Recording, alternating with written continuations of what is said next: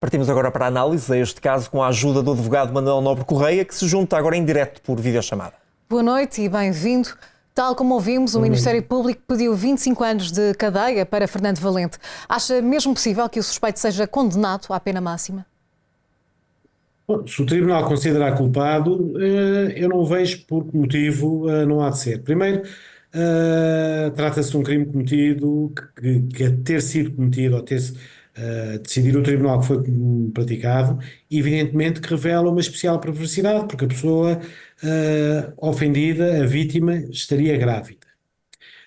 Portanto, não me custa a crer que o Tribunal possa graduar o crime pelo máximo. E acho até que é possível que o faça, dado o alarme social envolvido, dado o facto do arguido negar, etc, etc. Agora, eu não sei se vai ser essa a decisão do Tribunal, mas se o for, não é nada de inédito, nem nada de bizarro da parte do Tribunal. Doutor, já a defesa do arguido pede a absolvição. Que argumentos podem sustentar esta tese? Qual tese? A tese da absolvição? Sim. Bom, é evidente que, repare bem uma coisa, isto trata-se de um crime em que não foi recuperado qualquer corpo. Portanto, nós estamos aqui a dar um passo muito decisivo para que se conclua que houve a morte da ofendida e que o autor dessa morte foi aquele indivíduo. Ora, porquê? Porque não existe, digamos, aquela prova inabalável, primeiro lugar, da morte, que é a descoberta de um corpo identificado como sendo da vítima. E depois, não existem provas diretas da prática do crime. Portanto, a defesa faria mal o seu trabalho se não pedisse a absolvição com base nestes elementos. Esta tese é perfeitamente sustentável. Nós temos que ter em atenção, e é isto que se perde um bocadinho de vista, que não é digamos, na opinião das pessoas envolvidas que se decide, é pelos factos. E, portanto, os factos têm de demonstrar que houve a prática de um crime, inquestionavelmente, para além daquilo que nós chamamos a dúvida razoável, e que o autor desse crime foi a pessoa condenada. Tudo aquilo que ultrapasse, digamos, a inabalável certeza que um tribunal tem que ter para condenar alguém por um crime desta gravidade é, na minha opinião, uma opinião subjetiva do tribunal. Mas seria inédito, perante a ausência de um corpo e baseando-se apenas em testemunhos de que o arguido dizia que só esteve uma vez com Mónica Silva, várias testemunhas negam essa teoria, dizem que várias vezes os viram juntos, e havendo aqui uma ausência de um corpo, seria possível realmente Fernando Valente ser condenado aos 25 anos de cadeia, que é a pena máxima em Portugal? Seria algo inédito?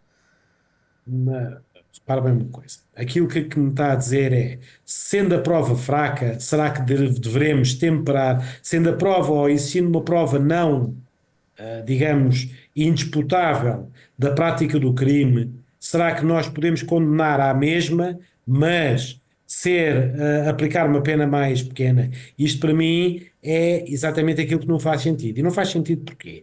Porque, e é isso que eu gostaria de esclarecer e gostaria que fosse percebido pelo público em geral, as pessoas que nos estão a ver, é que se o tribunal entender que o crime foi praticado, então, tendo em conta a circunstância praticado por aquele indivíduo, tendo em conta a circunstância da pessoa estar grávida, não é pelo facto da prova não ser indisputável ou mais indisputável que se deverá condenar uma pena menor do que os 25 anos. A graduação da pena deve obedecer apenas ao grau de culpa ao grau de culpa do agente, neste caso do acusado, do arguido, e às exigências de prevenir o alarme social, portanto as exigências de prevenção geral e as exigências de prevenir a prática de novos crimes no próprio arguido. Trata-se então de ser uma responsabilidade pública? Não percebi. De ser exemplar, de ser uma pena exemplar? Sim, são as exigências de prevenção geral, ou seja, quando se pune alguém pela prática de um crime, tenta-se prevenir a prática de outros crimes, quer pelo próprio, prevenção especial, quer pela generalidade das pessoas que o rodeiam, prevenção geral. Agora, uma coisa é certa, não podemos ter aquilo que o desejo de satisfação que as famílias têm, etc., não pode, de forma alguma, passar a ser o critério para condenar ou absolver. Ou Tem que seja, doutor, ser todo muito este mediatismo em torno deste caso poderá, de certa forma, prejudicar o processo? Bom, se o julgador se sentir influenciado por ele, com certeza que prejudica.